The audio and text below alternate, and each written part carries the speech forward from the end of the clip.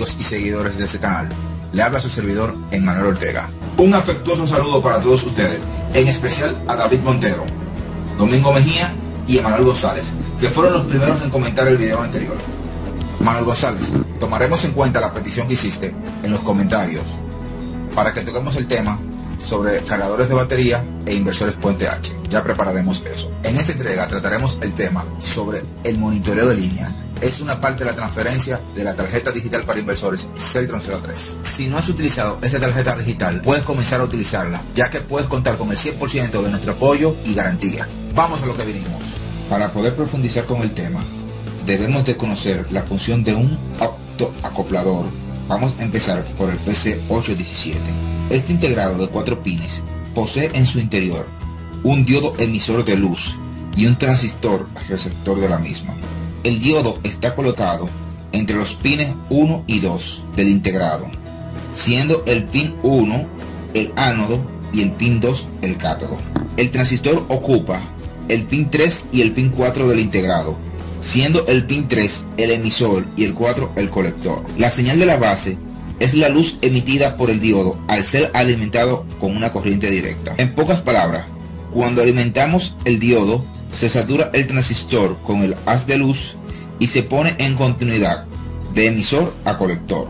Como este tipo de integrado solo funciona con una sola polaridad, en el pin 1 el positivo y en el pin 2 el negativo, si lo deseamos utilizar en corriente alterna hay que rectificarla primero.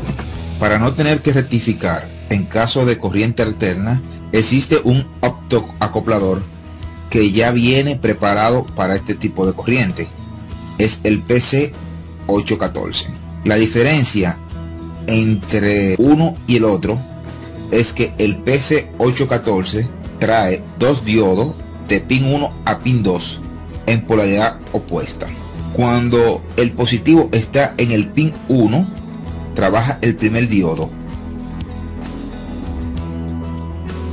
y cuando pasa a negativo, trabaja el segundo diodo. La función principal de estos dispositivos es la de aislar los circuitos eléctricamente, ya que el único contacto que puede haber no ser eléctrico, sino con el haz de luz. Ahora sí podemos pasar al esquema electrónico de la tarjeta digital para inversores Celtron Z3. Aquí tenemos el esquema de monitoreo de línea de la tarjeta digital para inversores Celtron Z3. Es un pequeño circuito sensor de voltaje de corriente alterna, compuesto por 5 componentes, que le manda una señal al microcontrolador en respuesta al voltaje de línea. Este circuito funciona de la siguiente manera. El neutro de línea se conecta directamente en el pin 1 del PC814 y el potencial pasa a través del potenciómetro RB3, que está conectado en serie con la resistencia 9. Estos son los limitadores de corriente para hacer encender el LED interno del PC814. De esta manera excita la base del transistor y deja pasar los 5 voltios de colector a emisor, tomando en cuenta que el colector es el pin 4 y el emisor es el pin 3. Este flujo de corriente depende del voltaje de línea. Si sube el voltaje de línea, esta referencia también sube. Este potenciómetro RB3 lo utilizamos porque todos los PC814 no tienen la misma resistencia interna en su LED y hay que llevarlo a una sincronización o calibrarlo, que más tarde explicaremos cómo se hace en el mismo video. La resistencia 1 de 4.7 está conectado del emisor al negativo.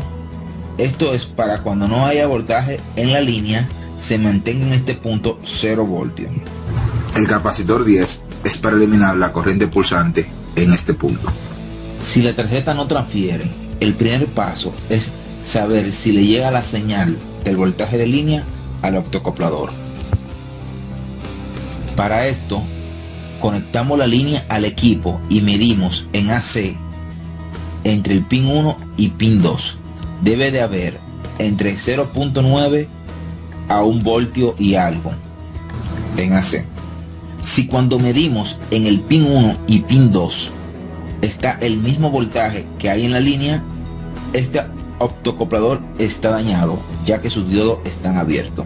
Si cuando medimos entre el pin 1 y pin 2 hay 0 voltios, puede ser por dos razones: o que los diodos del optocoplador estén en corto, que podemos aprovechar y medir con el tester a ver si están en corto, o que la resistencia 9 de 150 kilos o el potenciómetro RB3, uno de los dos, esté abierto y esté interrumpiendo el paso del voltaje. Del lado de AC, esa es la forma más probable que haya una avería, ya que el dispositivo está aislado eléctricamente, como hablamos en el principio.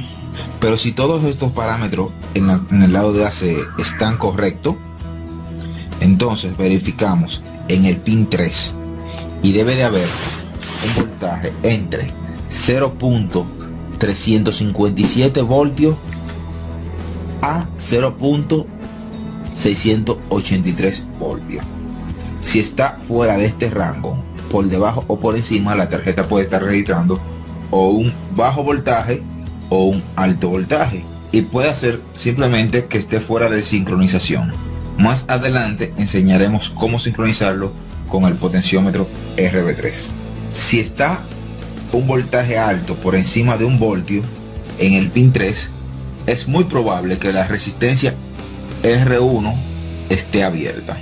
Es muy difícil que esté en corto entre el pin 4 y el pin 3 del PC814.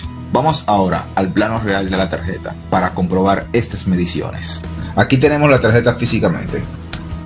Este es el autocoplador encargado de monitorear la línea, el U5.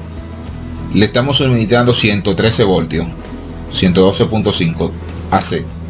Vamos a medir entre el pin 1 y pin 2 del autocoplador para ver cuánto voltio hay. Vemos 990 milivoltios. Eso es del lado de AC. Del lado de AC le llega la referencia al microcontrolador, al pin 1. Vemos que cuando tengamos un voltaje de 116 voltios tenemos su equivalente 507 milivoltios en el pin 1. Si variamos la entrada, varía la referencia. Si subimos la entrada, vemos cómo sube la referencia. 143 voltios de entrada equivale 706 milivoltios aproximadamente. Cuando se dañe el optocoplador, que tengamos que cambiarlo, hay que sincronizar la línea con este potenciómetro RB3, ya que la resistencia interna del diodo de cada optocoplador es distinta. Vamos a ver cómo se hace. Imaginémonos que ya cambiamos el optocoplador. Ahora hay que sincronizar la línea. Con esta tabla que tenemos aquí, nos damos cuenta que el equivalente a 122 voltios es 0.614 milivoltios. Vamos a sincronizarlo. Aquí vemos que tenemos 0.861. Giramos el potenciómetro hasta que tengamos el equivalente mencionado. Con mucha paciencia, 0.614. Como aquí hay un poco de inestabilidad en el voltaje, vemos que el voltaje de entrada ahora son 124 voltios. Vamos a subirlo a 641. Ahí tenemos sincronizada totalmente la línea. Si bajamos el voltaje a 80 voltios, vemos que se sale. Vuelve y entra cuando se estabiliza por encima del 85 y vuelve y sale después de los 140 voltios. ¿Por qué salió al 80 y volvió a salir a los 142? Porque está en el parámetro número 2. Vamos a explicar la tabla de sincronización. La columna A y la columna C señalan los voltajes de línea voltio por voltio desde 90 voltios hasta 140 voltios. En la columna B y la D se encuentra el voltaje equivalente al voltaje de línea que debe de haber en el pin 1. Si el voltaje equivalente en el pin 1 no es el adecuado, solo se debe tocar el potenciómetro RB3 hasta llevarlo a su punto. Ojo, para realizar esta calibración debe el equipo estar alimentado por la batería y el voltaje de línea. En la descripción del video te dejo los links para que descargue la tabla de sincronización y el esquemático de monitoreo de línea. Amigos, hasta aquí este video. Espero que te sea de mucha ayuda. Nuestro plan con esta serie es convertirte en un fabricante experto de inversores digitales. Y cuando vayas a hacer una reparación, puedes hacer una perfecta conversión de un inversor análogo a uno digital.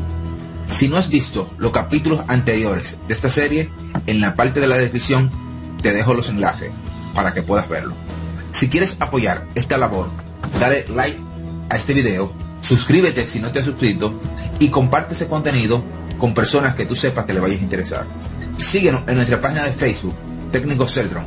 En la descripción te dejo el enlace. Hasta la próxima, amigos.